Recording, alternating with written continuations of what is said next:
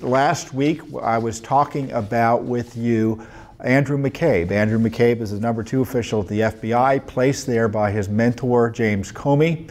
McCabe at one point was acting director of the FBI after the president fired James Comey, which, as I said last week, was a very positive anti-corruption move by President Trump. Now, McCabe, Judicial Watch has uncovered, shouldn't have been anywhere near the Clinton investigation because his wife had received well over $500,000 in campaign cash when she was running for state office in Virginia from Terry McAuliffe, who was a Clinton crony. He was then governor of Virginia. And just a few months later, Andrew McCabe was overseeing the Clinton email investigation. And only after it became public did he recuse himself, and he didn't even tell the American people he was recusing himself. It was only uncovered by Judicial Watch litigation about his involvement in the Clinton email investigation did we find out that he recused himself only a week before the election. So is that the way it worked over at the FBI? Andrew McCabe shouldn't have been involved in the Clinton email investigation and only pulled out after he was exposed by the media? And it turns out James Comey, according to these documents, okayed his involvement in the Clinton email investigation despite this massive conflict of interest. But that wasn't the alleged reason he was fired for. I have no doubt Andrew McCabe was fired because of the pressure brought on by the disclosures of Judicial Watch. But most specifically, he was fired by Jeff Sessions because the Inspector General of the Justice Department, and it was approved, followed up by the Office of Professional Responsibility within the agency, all agreed that he lied and should be removed and fired. Now, it took weeks of agonizing decision-making by the top levels of the Justice Department and the FBI before he was fired, but he was fired late last Friday. Now, of course, the left reacted and pretended that it was some sort of political move, when in fact, the only politics involved was allowing him to stay there as long as he has, despite the corruption. Now, that didn't really gain much traction with the media and the public, so they've moved on to other debates. But this is a significant issue.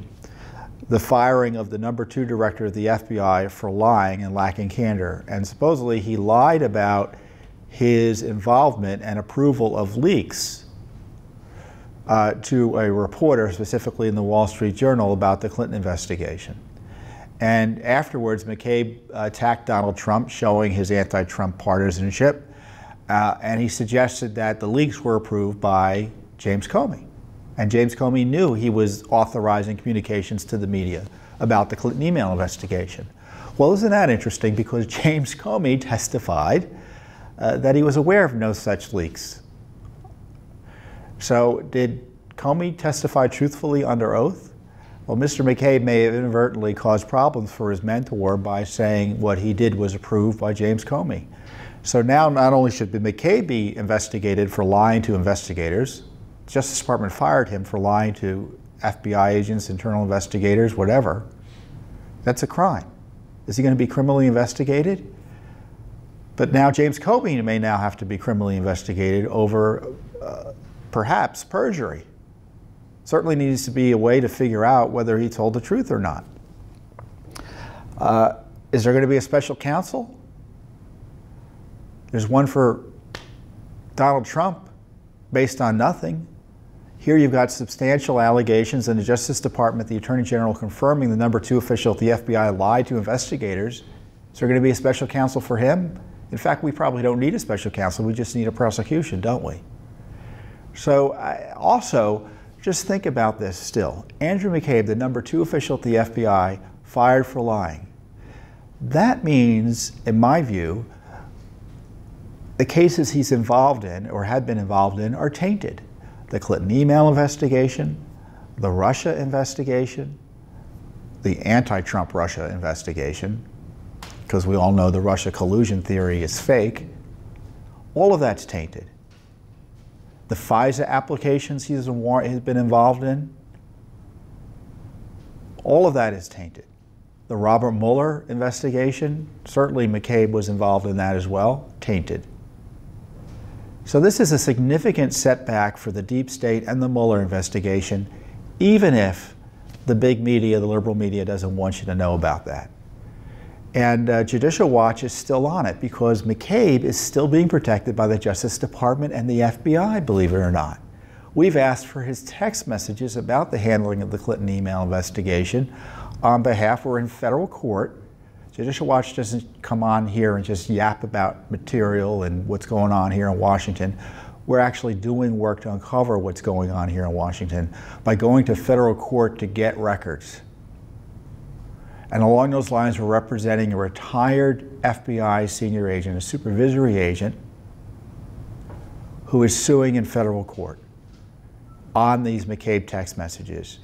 And as I've talked about before, the FBI has refused to turn over one text message and has been thumbing its nose at Judicial Watch, our client, and the courts, and of course you, the American people. Now, anyone who thinks that Sessions firing McCabe is the end of it, no, this is just the beginning.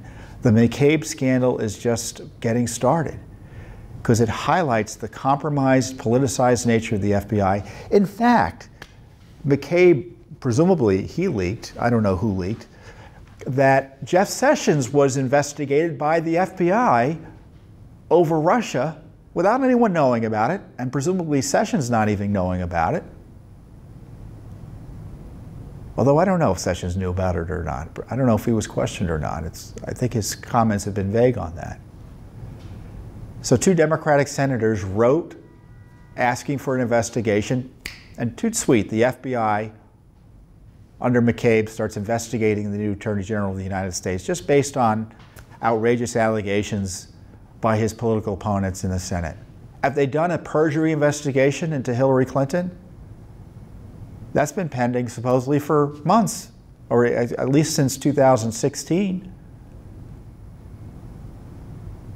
Because she supposedly, well, not supposedly, it looks like she didn't tell the truth. When she testified to Congress, she had turned over all of her work emails, when in fact, we uncovered the fact that Judicial Watch uncovered through its litigation, that wasn't the case. Because the FBI had gone out and recovered emails that she hadn't turned over. Where's the perjury investigation of her? Supposedly Sessions said he didn't talk to the Russians in the context of the campaign and collude with them. And because he talked to the Russian ambassador in kind of a separate context, or may have met him at an event, they're suggesting he committed perjury, which is obviously bunk. But they had a broader request that all of his communications with the Russians be investigated. So Donald Trump is not the only person just being targeted by the deep state. It's Jeff Sessions. And this Andrew McCabe leapt at the opportunity to target Sessions when his allies over in the Senate asked him to. And you have to wonder why it is the Justice Department and the FBI are still protecting him. No indication he's going to be prosecuted, and they're still withholding information about his communications.